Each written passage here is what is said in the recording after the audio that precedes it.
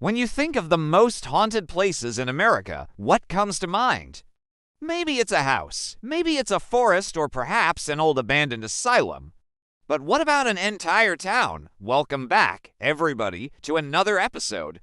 Today, we are exploring Beits, Rhode Island, the town that disappeared overnight. Make sure to hit that like button, subscribe, and turn on notifications so you never miss an episode. Let's get into it. In 1938, a devastating hurricane tore through the New England area, causing immense destruction and claiming numerous lives. In its wake, it left behind a trail of economic hardship for many coastal communities. Among them was the town of Bliss, Rhode Island, located in Washington County, about 20 miles south of Providence. For years, the people of Bliss struggled to rebuild their lives. The town was virtually obliterated by the storm surge from the massive hurricane.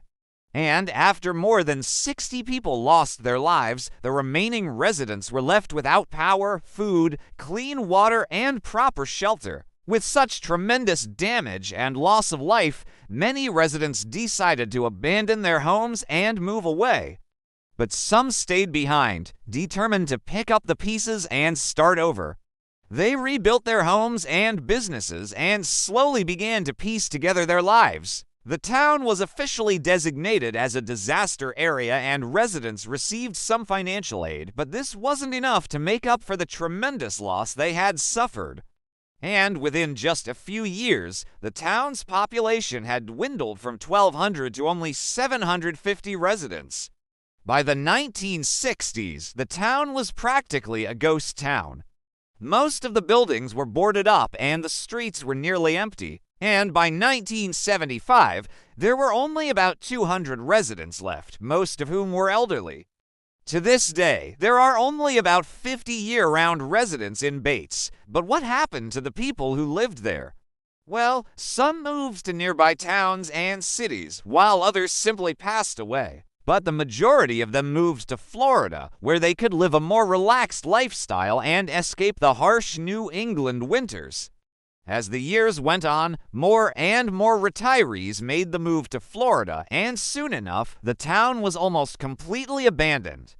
But it wasn't all smooth sailing for the residents of Bliss. After all, leaving their homes behind wasn't easy. Many of them had lived there their whole lives and had deep ties to the community. It was hard to say goodbye to the places that held so many memories. Additionally, the town of Bliss was primarily an agricultural community, and many of the residents were farmers or worked in other trades that were closely tied to the land. When they moved to Florida, they had to start over from scratch and build new lives for themselves.